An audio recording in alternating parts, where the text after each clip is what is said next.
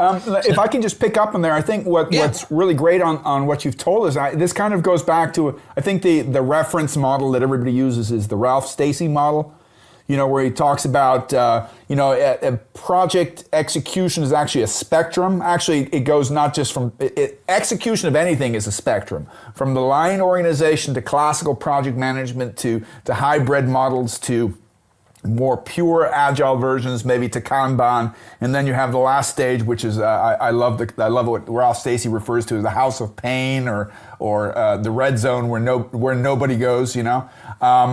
I think that's a good reference to the fact is that every organization is a complex system that has a multitude of different projects that are all over the spectrum.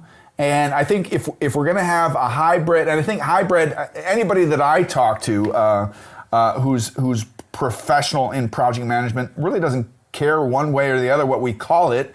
The question is, how are we getting it done? And I like your analogy of the cooking, is because you can get a hearty, healthy, satiating meal in many different ways, and in reality, from a operational perspective, as long as I'm getting what I need, who cares how you prepared it, right?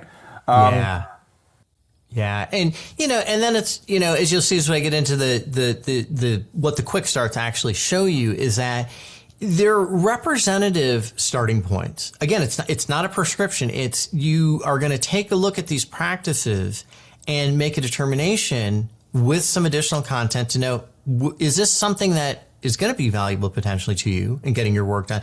And is it something you're actually going to be able to do? I will put one caveat up though, and this comes from my training experience.